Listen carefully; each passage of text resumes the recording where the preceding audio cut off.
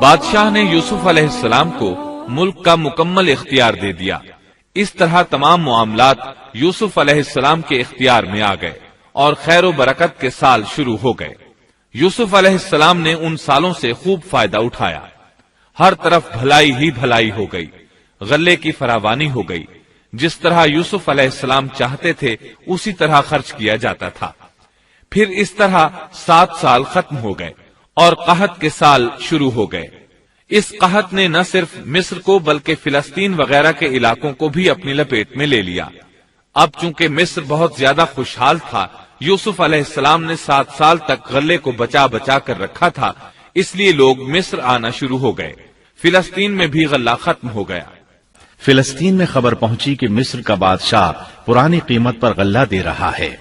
یہ خبر اس لیے پہنچی کہ یوسف علیہ السلام پرانی قیمت پر غلہ فروخت کر رہے تھے۔ چنانچہ فلسطین سے غلہ خریدنے کے لیے قافلے مصر آنے لگے۔ یوسف علیہ السلام پرانی قیمت پر غلہ ضرور دیتے، لیکن ایک آدمی کو صرف اتنا دیتے جتنا ایک اونٹ اٹھا سکتا، اس سے زیادہ نہ دیتے، تاکہ تاجر لوگ مال سٹاک کر کے مہنگا نہ بیچیں۔ اس لیے جو غلہ خریدتا تھا اس کے لیے ضروری تھا کہ اپنے گھر والوں کو ساتھ لائے۔ یوسف علیہ السلام کے بھائیوں نے بھی مصر جانے کا ارادہ کر لیا۔ قرآن مجید میں اس کا تذکرہ یوں آیا ہے، یوسف کے بھائی آئے اور یوسف کے پاس گئے تو اس نے انہیں پہچان لیا اور انہوں نے اسے نہ پہچانا۔ آپ نے پوچھا، تمہارا باپ کون ہے؟ تم کتنے بھائی ہو؟ کیا تمہارا کوئی اور بھائی بھی ہے؟ تمہارا کوئی بھائی فوت تو نہیں ہو گیا؟ اس طرح آپ نے ان سے مکمل تفصیل پوچھی۔ انہوں نے اپنے بارے میں بتا دیا۔ آپ نے ان سے کہا، اور جب اس نے ان کے لیے سامان تیار کر دیا تو کہا کہ تم میرے پاس اپنے اس بھائی کو بھی لانا جو تمہارے باپ کی طرف سے ہے۔ کیا تم نے نہیں دیکھا کہ میں پورا ناپ کر دیتا ہوں اور میں ہوں بھی بہترین مہمانی کرنے والوں میں؟ آپ نے ان سے یہ بھی کہا، پس اگر تم اسے میرے پاس لے کر نہ آئے تو میری طرف سے تمہیں کوئی ناپ بھی نہ ملے گا، بلکہ تم میرے قریب بھی نہ پھٹکنا۔ انہوں نے کہا، اچھا، ہم اس کے والد سے تذکرہ کریں گے اور پوری کوشش کریں گے۔ پھر یوسف علیہ السلام نے اپنے غلاموں سے کہا اور اپنے خدمتگاروں سے کہا کہ ان کی پونجی انہی کی بوریوں میں رکھ دو کہ جب لوٹ کر اپنے اہل و عیال میں جائیں اور پونجیوں کو پہچان لیں تو بہت ممکن ہے کہ یہ پھر لوٹ آئیں۔ دراصل یوسف علیہ السلام چاہتے تھے کسی طرح وہ دوبارہ آئیں۔ انہیں یہ خدشہ محسوس ہوا کہ ممکن ہے دوبارہ آنے کے لیے ان کے پاس رقم نہ ہو اور یہ غلہ خریدنے نہ آئیں، اس لیے ان کی قیمت ان کے سامان میں رکھ دی تاکہ وہ دوبارہ آئیں۔ جب یہ گھر پہنچے تو سامان کھولنے سے پہلے باپ سے کہا، جب یہ لوگ لوٹ کر اپنے والد کے پاس گئے تو کہنے لگے، ہم سے تو غلے کا پیمانہ روک لیا گیا، اب آپ ہمارے ساتھ ہمارے بھائی کو بھیجیے کہ ہم پیمانہ بھر کر لائیں، ہم اس کی نگہبانی کے ذمہ دار ہیں۔ یعنی انہوں نے کہا کہ آئندہ ہمیں غلہ اسی صورت میں ملے گا جب ہم اپنے چھوٹے بھائی بنیامین کو ساتھ لے جائیں گے۔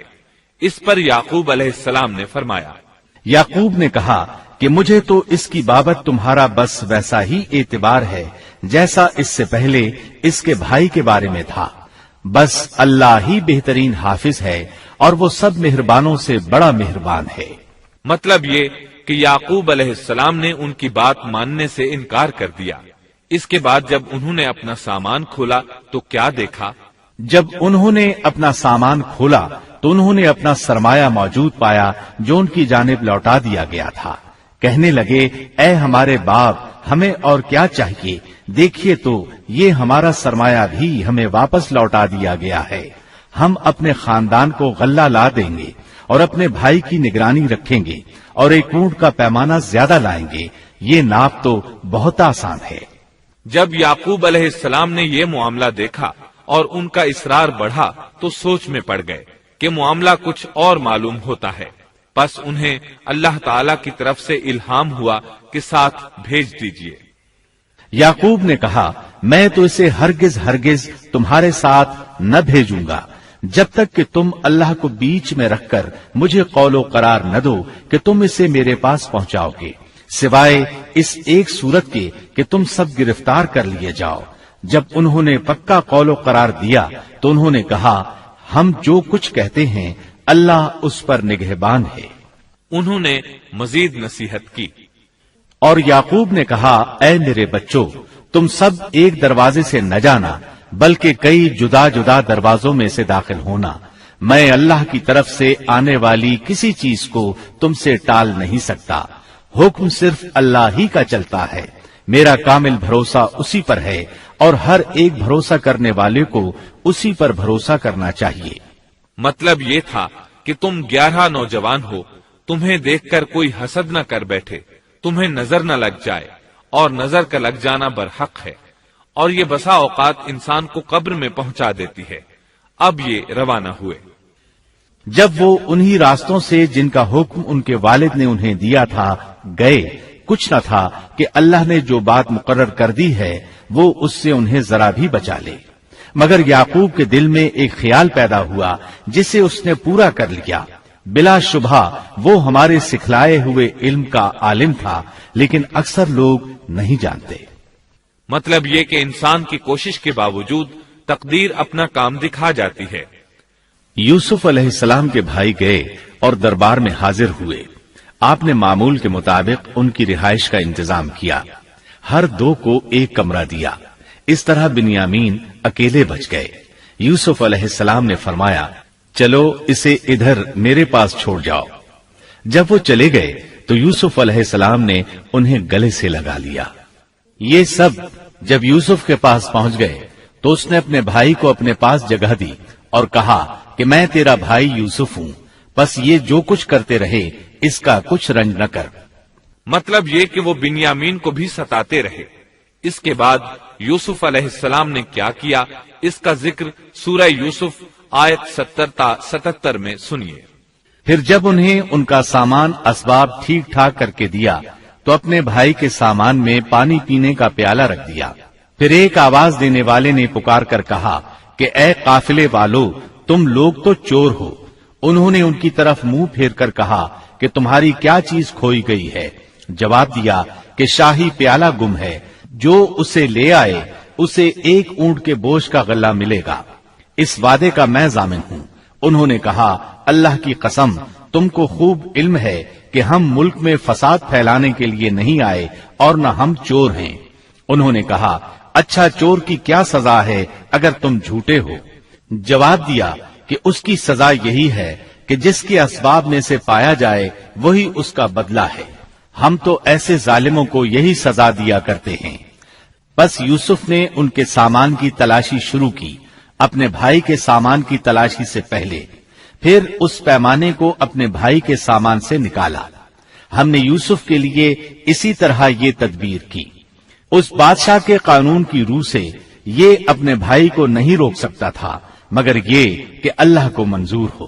ہم جس کے چاہیں درجے بلند کر دیں، ہر ذی علم پر فوقیت رکھنے والا دوسرا ذی علم موجود ہے۔ انہوں نے کہا کہ اگر اس نے چوری کی تو کوئی تعجب کی بات نہیں، اس کا بھائی بھی پہلے چوری کر چکا ہے۔ یوسف نے اس بات کو اپنے دل میں رکھ لیا اور ان کے سامنے بالکل ظاہر نہ کیا، کہا کہ تم بڑے بدقماش ہو اور جو تم بیان کرتے ہو اسے اللہ ہی خوب جانتا ہے۔ اب وہ بادشاہ یعنی یوسف علیہ السلام کی منت سماجت کرنے لگے۔ انہوں نے کہا کہ اے عزیز مصر، اس کے والد بڑی عمر کے بالکل بوڑھے شخص ہیں، آپ اس کے بدلے ہم میں سے کسی کو لے لیجئے، ہم دیکھتے ہیں کہ آپ بڑے نیک نفس ہیں۔ یوسف نے کہا کہ ہم نے جس کے پاس اپنی چیز پائی ہے اس کے سوا دوسرے کی گرفتاری کرنے سے اللہ کی پناہ چاہتے ہیں، ایسا کرنے سے تو ہم یقیناً ناانصافی کرنے والے ہو جائیں گے۔ جب وہ اس سے مایوس ہو گئے تو تنہائی میں بیٹھ کر مشورہ کرنے لگے۔ ان میں جو سب سے بڑا تھا اس نے کہا تمہیں معلوم نہیں کہ تمہارے والد نے تم سے اللہ کی قسم لے کر پختہ قول قرار لیا ہے اور اس سے پہلے یوسف کے بارے میں تم کوتاہی کر چکے ہو، بس میں تو اس سرزمین سے نہ ٹلوں گا جب تک کہ والد صاحب خود مجھے اجازت نہ دیں یا اللہ میرے اس معاملے کا فیصلہ کر دے، وہی بہترین فیصلہ کرنے والا ہے۔ تم سب والد صاحب کی خدمت میں واپس جاؤ اور کہو کہ ابا جی آپ کے صاحبزادے نے چوری کی اور ہم نے وہی گواہی دی تھی جو ہم جانتے تھے، ہم کچھ غیب کی حفاظت کرنے والے نہ تھے. آپ اس شہر کے لوگوں سے دریافت فرما لیں جہاں ہم تھے، اور اس قافلے سے بھی پوچھ لیں جس کے ساتھ ہم آئے ہیں، اور یقیناً ہم بالکل سچے ہیں. یعقوب نے کہا یہ تو نہیں بلکہ تم نے اپنی طرف سے بات بنا لی، بس اب صبر ہی بہتر ہے. قریب ہے کہ اللہ ان سب کو میرے پاس ہی پہنچا دے، وہی علم و حکمت والا ہے. پھر یعقوب علیہ السلام رونے لگے اور کہنے لگے، پھر ان سے منہ پھیر لیا اور کہا ہائے یوسف. ان کی آنکھیں بوجہ رنج و غم کے سفید ہو چکی تھیں اور وہ غم کو دبائے ہوئے تھے. بیٹوں نے کہا واللہ آپ ہمیشہ یوسف کی یاد ہی میں لگے رہیں گے یہاں تک کہ گھل جائیں یا ختم ہی ہو جائیں. اس پر یعقوب علیہ السلام نے کہا، انہوں نے کہا کہ میں تو اپنی پریشانیوں اور رنج کی فریاد اللہ ہی سے کر رہا ہوں. مجھے اللہ کی طرف سے وہ باتیں معلوم ہیں جو تم نہیں جانتے. میرے پیارے بچوں، تم جاؤ اور یوسف کی اور اس کے بھائی کی پوری طرح تلاش کرو اور اللہ کی رحمت سے نا امید نہ ہو. یقیناً رب کی رحمت سے نا امید وہی ہوتے ہیں جو کافر ہوتے ہیں. اب ان کے پاس غلہ خریدنے کے لیے سامان تجارت بہت کم تھا. وہ تھوڑا سا سامان لے کر پھر یوسف علیہ السلام کے پاس گئے. پھر جب یہ لوگ یوسف کے پاس پہنچے تو کہنے لگے کہ اے عزیز، ہم کو اور ہمارے خاندان کو دکھ پہنچا ہے. ہم حقیر پونجی لائے ہیں، پس آپ ہمیں پورے غلے کا ناپ دیجئے اور ہم پر خیرات کیجئے. اللہ خیرات کرنے والوں کو بدلہ دیتا ہے. اب برادران یوسف ان کے سامنے رسوائی کے درجے تک پہنچ گئے.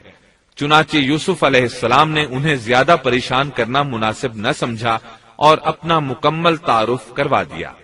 یوسف نے کہا جانتے بھی ہو کہ تم نے یوسف اور اس کے بھائی کے ساتھ اپنی نادانی کی حالت میں کیا کیا؟ انہوں نے کہا واقعی تو ہی یوسف ہے. جواب دیا کہ ہاں میں یوسف ہوں اور یہ میرا بھائی ہے.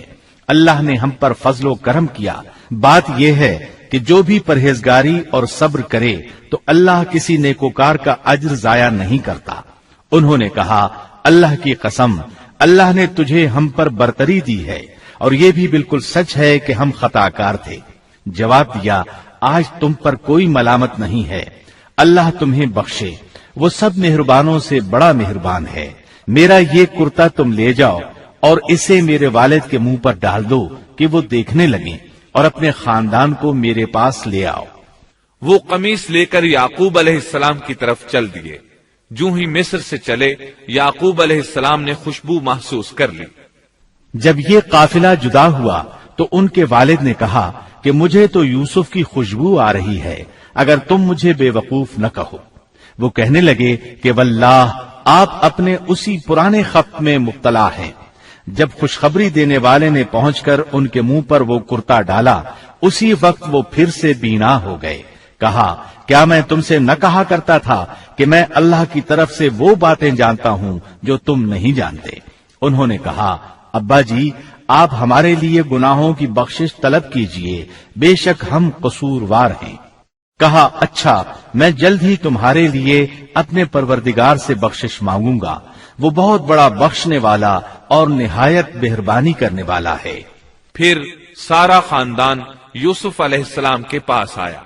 جب یہ سارا گھرانہ یوسف کے پاس پہنچ گیا تو یوسف نے اپنے ماں باپ کو اپنے پاس جگہ دی اور کہا اللہ کو منظور ہے تو آپ سب امن و امان کے ساتھ مصر میں آؤ. اور اپنے تخت پر اپنے ماں باپ کو اونچا بٹھایا اور سب اس کے سامنے سجدے میں گر گئے. تب کہا کہ ابا جی یہ میرے پہلے کے خواب کی تعبیر ہے، میرے رب نے اسے سچا کر دکھایا. اس نے میرے ساتھ بڑا احسان کیا جبکہ مجھے جیل خانے سے نکالا اور آپ لوگوں کو صحرا سے لے آیا. اس اختلاف کے بعد جو شیطان نے مجھ میں اور میرے بھائیوں میں ڈال دیا تھا، میرا رب جو چاہے اس کے لیے بہترین تدبیر کرنے والا ہے اور وہ بہت علم و حکمت والا ہے. اے میرے پروردگار تو نے مجھے کچھ حکومت عطا فرمائی اور مجھے خواب کی تعبیر سکھلائی. اے آسمانوں اور زمین کے پیدا کرنے والے تو ہی دنیا و آخرت میں میرا ولی اور کارساز ہے.